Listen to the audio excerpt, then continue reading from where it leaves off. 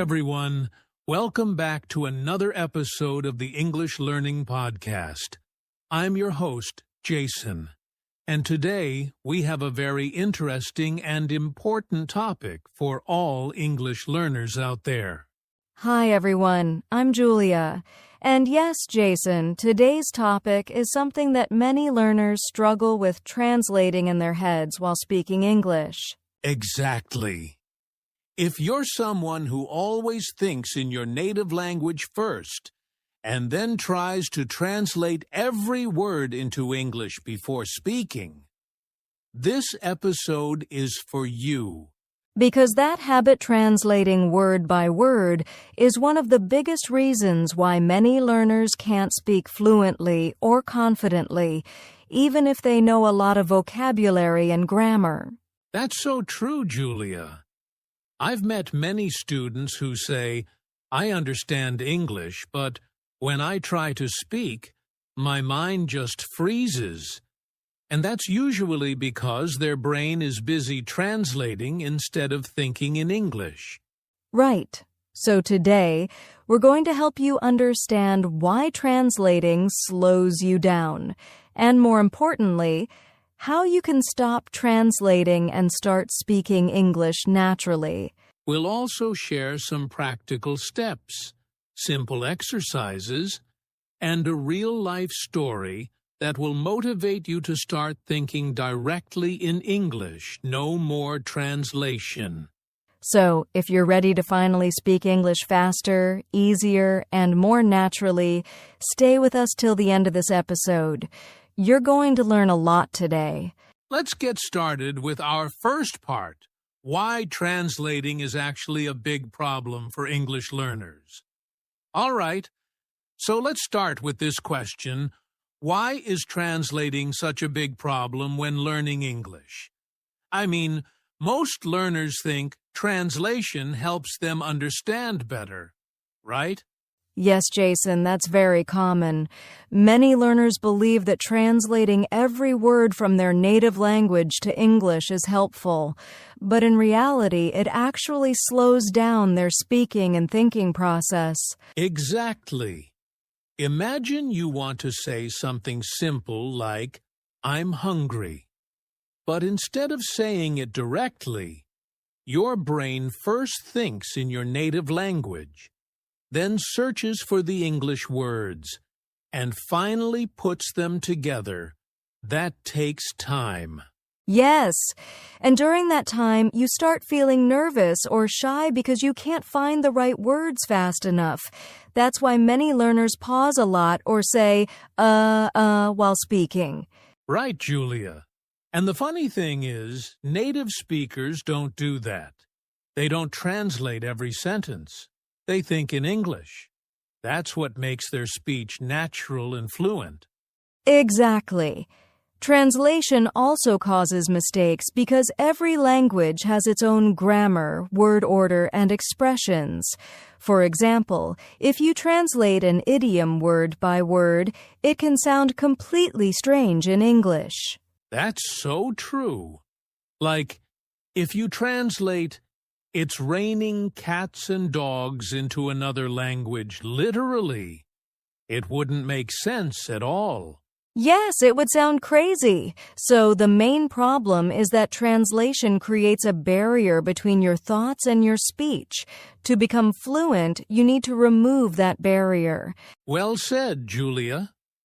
So now that we understand why translating is a problem, let's move on to the next part, how the brain actually learns a language and why thinking in English works much better. So, Jason, now that we know translating slows us down, let's talk about how the brain actually learns a language. Why does thinking directly in English work better? That's a great question, Julia. You see, our brain learns languages through connection, not translation.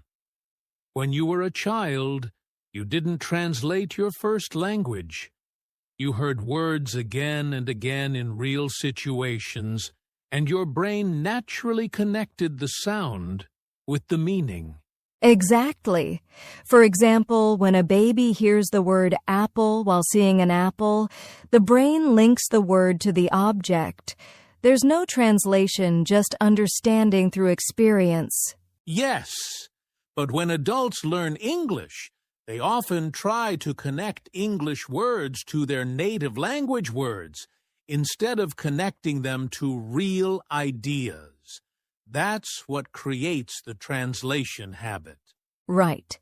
The key is to train your brain to connect English words directly with meaning, with images, feelings, and experiences, not with your native language. For example, when you hear coffee, don't think of the word in your native language. Just imagine the smell, the taste, the cup, feel it in English. That's such a powerful way to learn. The more your brain connects English with real-life situations, the faster you'll understand and speak without translating. Exactly. It's all about creating a direct English path in your brain. Once that connection is strong, speaking becomes automatic and natural. Beautifully said, Jason. And in our next part, we'll help you find out if you're still translating and how to recognize the signs. All right. So now that we know how the brain learns language, let's talk about something important. How do you know if you're still translating while speaking English? Yes, many learners don't even realize they're doing it, but there are some clear signs that show you're still translating in your head. Let's go through a few. Number 1, you pause a lot when speaking.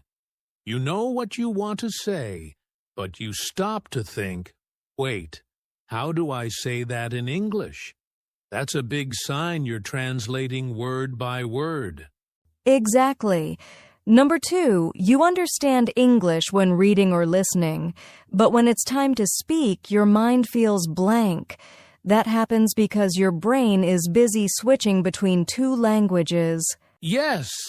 And number 3, you often make strange or unnatural sentences. That's because your sentence structure is still based on your native language. Right. For example, a learner might say, "I very like this food," because that's how it sounds in their language. But in English we say, "I really like this food." Good example, Julia. And here's another sign you need to mentally translate before answering simple questions. Like when someone asks, "How are you?" and you first think of the answer in your native language, then turn it into English. Yes, that's a classic one. But don't worry if you notice these signs. It doesn't mean you're bad at English. It just means your brain is still using the old method. Exactly. The good news is you can train your brain to think directly in English. And that's what we'll start doing in our next part, learning how to think in English with simple words. So, Jason, let's begin with the first practical step. Start thinking in English with simple words. Yes, and this step is super important. Many learners think they must use big, difficult words to sound fluent. But actually, fluency starts with simple and clear English. Exactly. You can begin with everyday things around you. For example, when you wake up, look around and name things in English: bed, pillow, window, light, toothbrush. Right. And you can also think about simple actions. For example, I'm brushing my teeth. I'm drinking water. I'm putting on my shoes. These small sentences train your brain to use English naturally. Yes, and the best part? You don't need anyone to practice with. You can do this quietly in your mind any time while walking, cleaning, or traveling. Exactly. The goal is to make English part of your daily thinking routine. Even if it's just 1 minute a day, it slowly builds your English thinking habit. That's right. Start small and be consistent. Over time, your brain will stop translating because it's getting used to thinking directly in English. Perfect advice, Julia. And next, we'll go one step further. We'll talk about how to connect words together instead of translating them one by one. Now that you've started thinking in simple English words, the next step is to connect those words together, not translate them one by one. Exactly, Jason. When learners translate word by word, the sentences often sound unnatural. English has its own flow and rhythm, so you need to learn how words connect naturally. Yes. For example, in English we say, take a shower, not do a shower, or make a mistake, not do a mistake. These are word combinations or collocations that you need to remember together as one idea. Right. When you think in English, focus on the meaning of the whole phrase, not the individual words. For example, the phrase, "What's up?" means, "How are you?" not something about direction or location. That's a great example. So instead of memorizing word by word, learn short chunks like, "How's it going?" "I'm on my way," or "I don't feel well." These are how native speakers really talk. Exactly. And once you start using these word connections in daily thoughts or conversations, your English will sound smoother and more natural without any translation. Perfect, Julia. Up next, we'll talk about how to bring English into your daily life situations so that thinking in English becomes automatic. All right, Jason, now let's move to step 3, use English for daily life situations. This is where real progress begins. Exactly. You don't have to wait for a classroom or a speaking partner. You can use English every day while doing normal things. For example, when you're cooking, you can say, "I'm cutting the vegetables," or "The water is boiling." Yes, and when you're walking outside, think in English, "The weather is nice today," or "I see a red car." These small thoughts help your brain get used to English naturally. That's the secret. Make English part of your real life. The more you connect it to what you see and do, the less you'll need to translate. Exactly. And soon you'll notice that English becomes your second nature, something you use automatically without even thinking about it. Beautifully said, Julia. Now, let's go to the next step, how listening and shadowing can help you think faster in English. Now, let's move to step 4, practice listening and shadowing. This step is one of the best ways to train your brain to think in English. That's right, Jason. When you listen to English podcasts, movies, or conversations, your brain starts to recognize patterns, sounds, and rhythm, and shadowing helps you copy that naturally. Exactly. Shadowing means listening to a short sentence and repeating it immediately, just like an echo. It helps your mouth and brain work together in English without time for translation. Yes, and it also improves pronunciation, tone, and confidence.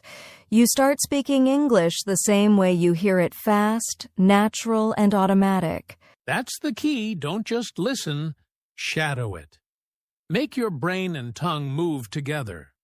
Soon, you'll notice you're speaking without translating at all. Perfect. And next, we'll talk about something very important: how to stop fearing mistakes and speak more naturally. Okay, Jason, now let's talk about step 5, stop fearing mistakes and speak naturally. This one is so important because fear is what keeps many learners stuck. You're absolutely right, Julia.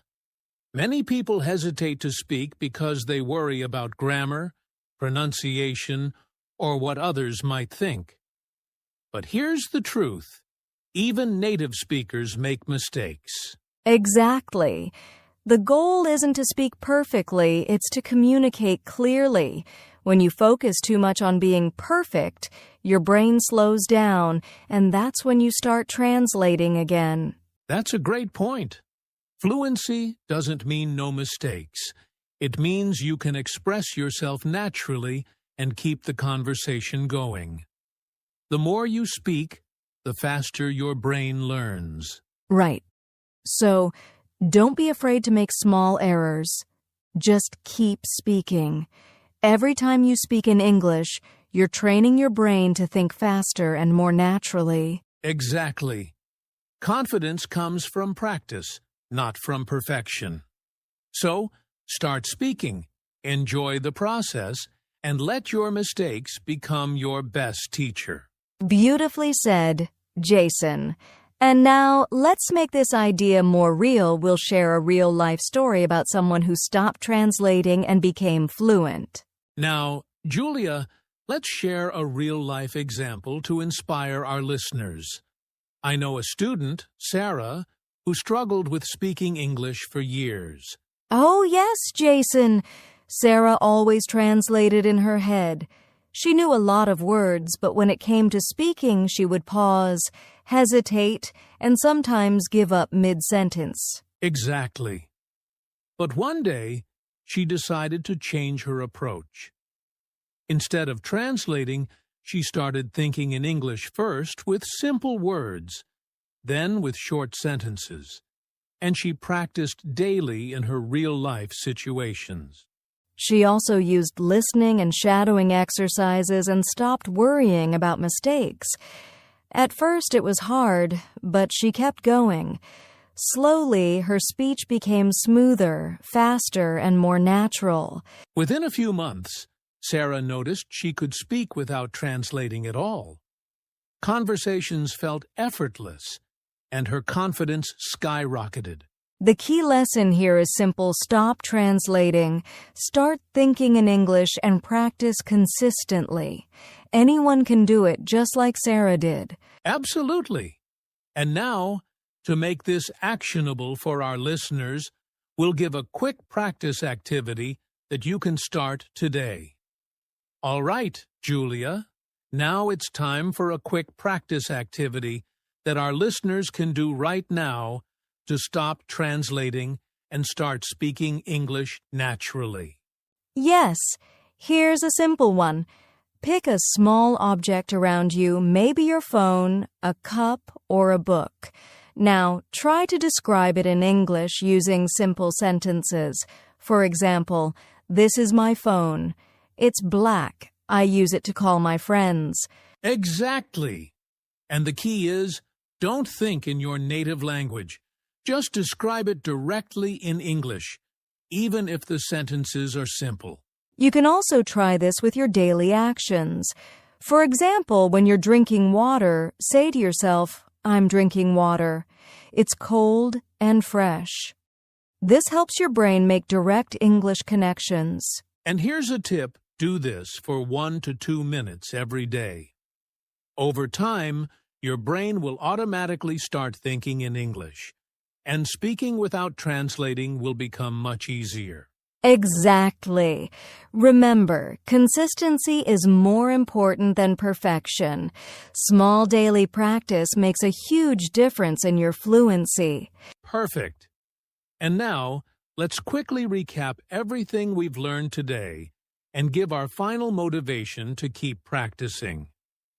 All right, Julia, before we close, let's quickly recap everything we covered today. Sure, Jason. First, we learned why translating slows you down and why thinking directly in English is so much faster and natural. Then we talked about how the brain learns a language by connecting ideas and experiences, not by translating word by word. We also covered the common signs that show you're still translating, like pausing too long or forming unnatural sentences. And the 5 practical steps starting to think in simple words, connecting words naturally, using English in daily life, practicing listening and shadowing, and finally, stopping the fear of mistakes. Exactly. Plus, we shared a real-life story and a quick practice activity to help you start speaking without translating. So, the main message is clear stop translating, start thinking in English, and practice consistently. Every small step counts toward becoming fluent. Yes, remember, it won't happen overnight, but if you keep applying these steps every day, speaking English will become natural and fun. That's right. Stay consistent, trust the process, and don't be afraid to make mistakes. Your brain will adjust, and your fluency will improve faster than you think. Absolutely. Keep practicing, stay motivated, and enjoy the journey of speaking English confidently and naturally. All right, everyone. That's a wrap for today's episode on Stop Translating and Start Speaking English. We hope you found these tips helpful and that you'll start applying them in your daily life. Remember, think in English, connect words naturally, and practice every day. Yes, and don't forget, consistency is the key. The more you practice, the faster you'll speak English fluently without translating. If you enjoyed today's episode, make sure to like, subscribe, and share with your friends who are learning English. And comment below. Tell us what simple activity you'll start today to stop translating and speak more naturally. We'd love to hear your progress. Thanks for listening, and we'll see you in the next episode of the English Learning Podcast.